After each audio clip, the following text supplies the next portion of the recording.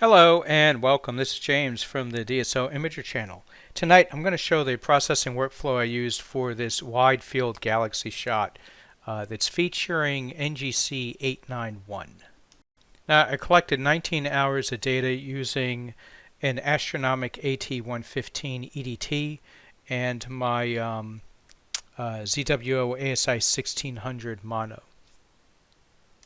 Now I know wide field galaxy shots are not among the favorite of many people, but I really enjoy them. They give me a sense of how big it is out there. Also, in this shot, I did clean up some artifacts that were left behind using some mask work and clone stamp work, so if that's something you're interested in seeing, stay tuned.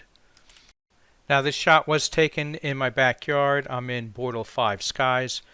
There was no moon out when I collected data for this target. I got about 12 hours of luminance, and that's what you see here on the screen. And then I got a little over 2 hours each of RGB. So I will show those here real quick. So there's our red data, and our green, and our blue. Now the general workflow that I use for LRGB is I kind of keep luminance separate from the RGB data. I will hit the luminance with dynamic background extraction first, and then I'll use blur exterminator, and then I will remove the stars. Now there is a little exception there. For dynamic background extraction, what I've started doing is I'll remove stars and create the dynamic background extraction process on a starless version. The benefit of this is that you know when you make your reference points in dynamic background extraction, you don't want any stars in the squares. And in a field that is so rich with stars, that can be a challenge. But if you take if you use a starless image and you save that process, which it should be right here, yeah. You save this process, then when you apply this process to an image with the stars are ignored and you get the full effect. So it's a pretty handy feature for dynamic background extraction. And then with the color data, what I'll do is, depending on if there's a really bad gradient in the color data, I usually do dynamic background extraction after I do a channel combination. So I'll use LRGB combination tool, put them in together.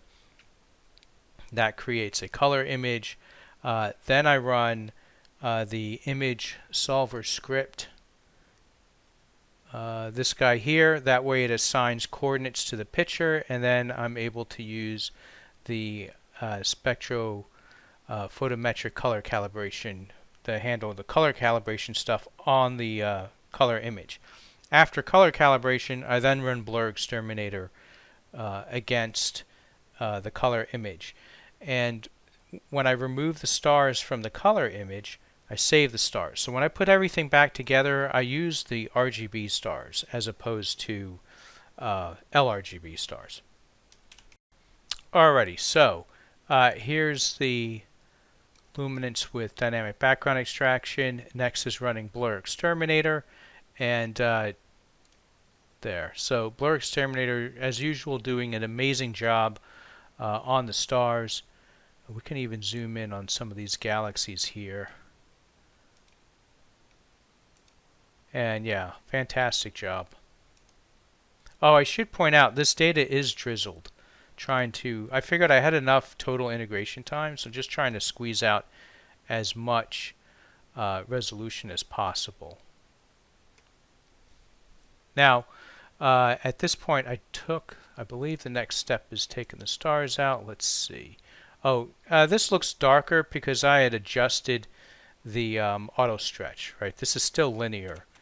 It's just I dialed back the auto stretch so I can see a little bit better. If you look at this one, see how bright that is? And all that is using here. Let me reset this. So you can just scroll in this space here for the K value, grab that middle slider and pull it back. There we go. So it's just like a temporary visual only stretch. We've not impacted any of the data. Alright, so on this one, next should be there, removing the stars.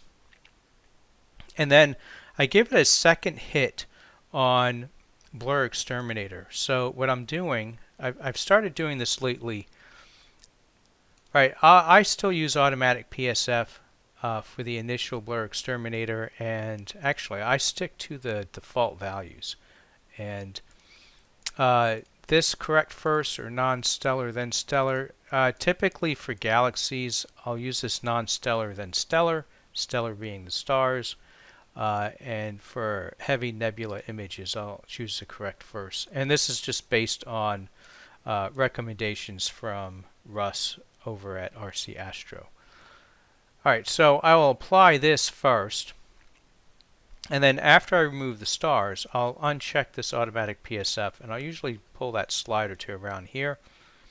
And I hit it again on the starless image. So you can actually see the impact that had. It's really subtle, but you see how it's kind of sharpened it up. Now you have to be careful at this stage with the second iteration of Blur Exterminator, because if you go too far, if you do too much, you're going to introduce unrealistic looking artifacts. As far as the issues that I needed to fix, you can see them here. Now again, this is auto stretch, right? But the issue that I'm having is where there were some really bright stars. We have kind of these splotches left behind. Really bad over here.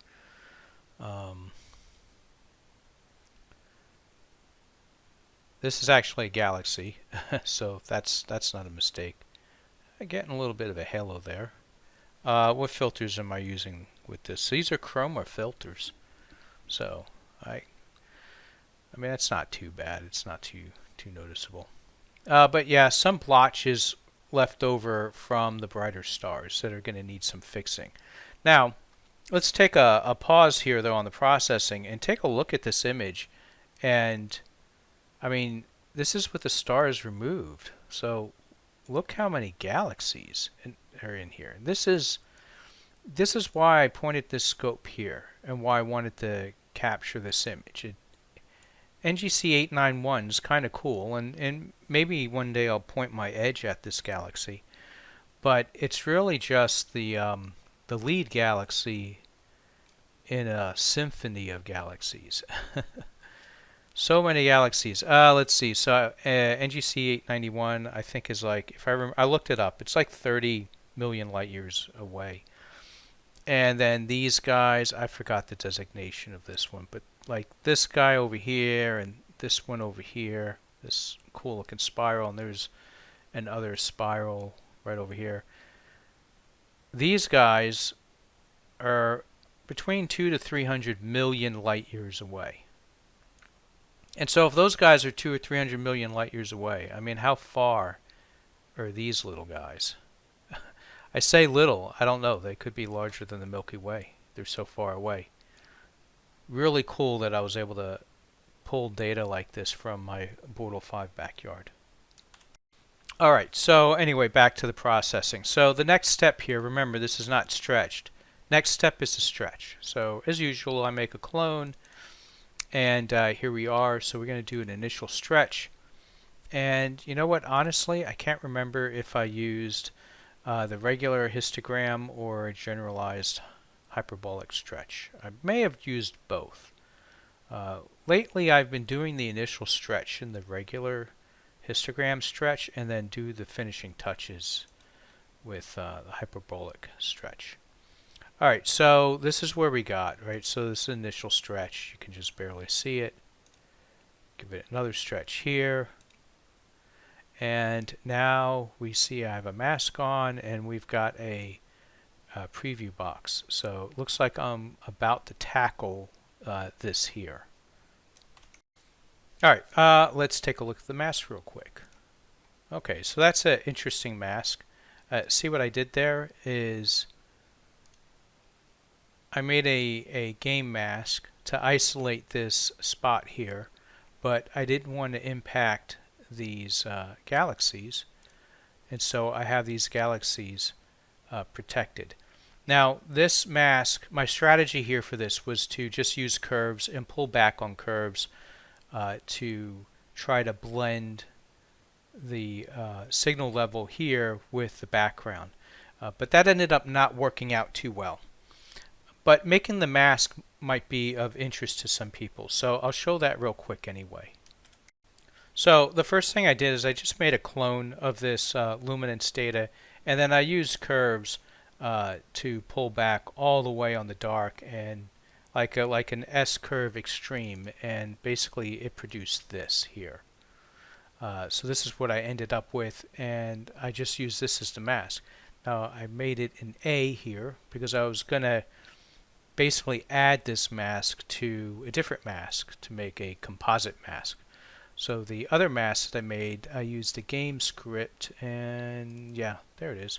So I just used the game script to make a circle, and then I added the two masks together, and I ended up with this mask that you see here. So even though it turned out to not work for this particular issue that I was trying to resolve, it is useful to come up with composite masks. Oh, when I say add them together, if you're new to PixInsight, it's just going to pixel math now.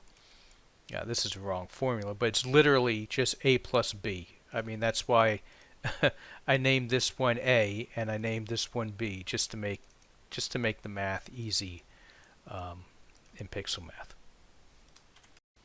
Alright, so anyway, let's go through the steps. So you see, this is when I tried using curves to pull back. It didn't help because I didn't want this to be here, and I had trouble matching it. And then I decided, you know what'll match that really well?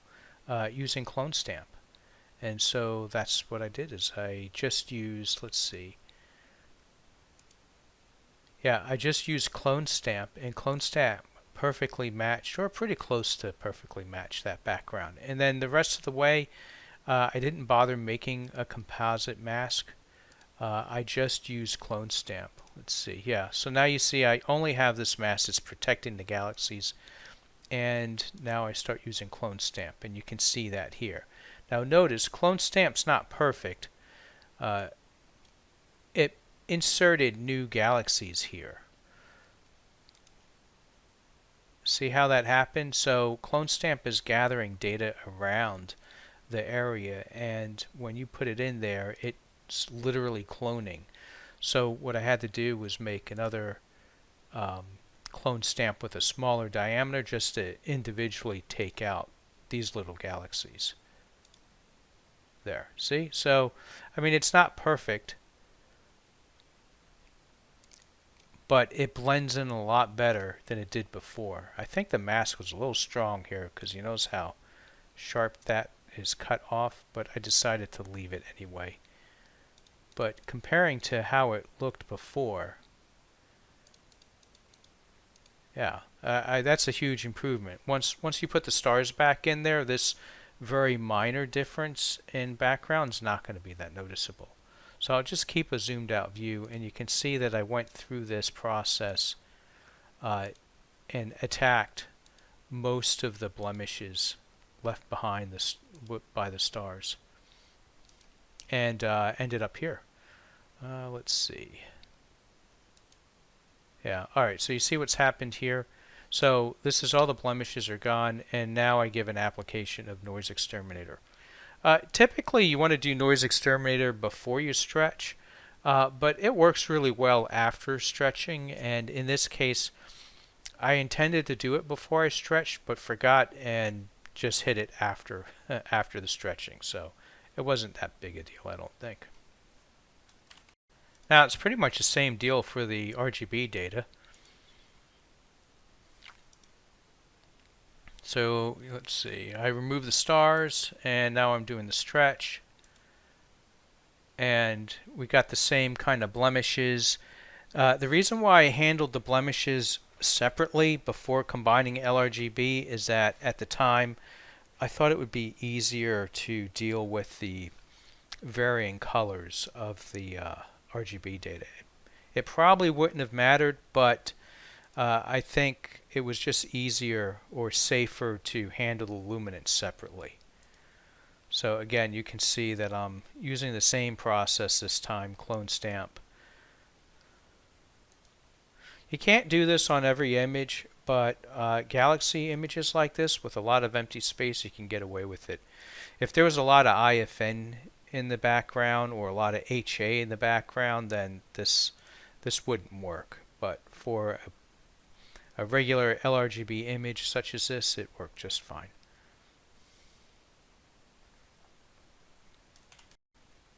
Alright, so next I made another clone, and now we need to prep this RGB data for adding the luminance, and all we have to do is just smooth out all of this. I do a full strength noise exterminator without any detail enhancement to smooth this image out. This step is important because it kills any of that color noise that can come through. So let's see. Oops. Actually, it looks like I didn't do it on this one. I mean, it's pretty clean, but this step here, here's the adding the luminance. Maybe I hit it with noise there, and there's the noise reduction afterwards. All right, so normally you would do the noise reduction before adding the luminance. I can't remember why I went out of process on this. I believe there was a reason for it. But anyway, here it is. So yep, adding the luminance and then noise exterminator. That did a pretty good job. And how those blemishes looking, right? I mean, you can't even see them really, right? There was a bad one here. You can kind of see it dark, a little bit darker there. That doesn't stand out. So really, once adding the stars, this looks a lot better. So here we go with some curves work. You can see I got a mask on, so I'm just increasing saturation on those lit galaxies. Now the workspace here looks fairly clean, but it was very busy when I was processing it with tools open and everything. So usually when I get to this point, I'll move over to a new workspace to start in a clean area. And so that's what we have here. Now, I just need to do a few little tweaks here. What you're seeing is a mask, a game mask, and I'm just basically just boosting the saturation on some of these medium-sized galaxies. Let's see if we can see the color. Yeah, see? I mean, they're not a lot, and the colors are not great. It kind of introduced some green, and there's a little bit of purple, but the core is a little bit brighter now than it was. It's really just a matter of adding some color to these galaxies to just give color to the overall picture. And all I'm doing is increasing the saturation a little bit. And so here, let's bring that mask back up. Yeah, so yeah, see, did some work on that one. Did some work on those. Just small bits of detail work. That's pretty much it. And ended up here. And after that, it was a matter of putting the stars. I think this is the first one. And I wanted to tweak the size of the stars a little bit. In fact, I think I have, let's see. Yeah, there we go. So what I wanted to do on the stars, when I first set this up, I felt like the stars were a little bit too strong because I wanted these small galaxies to pop out more. And so I want to pull back on the stars, but I didn't want to make the larger and medium-sized stars too small. So I just used a mask like this. And I had inverted it, and then I pulled back on curves just to tighten up all these tiny little background stars without impacting the larger and medium-sized stars. And the final image was this one here.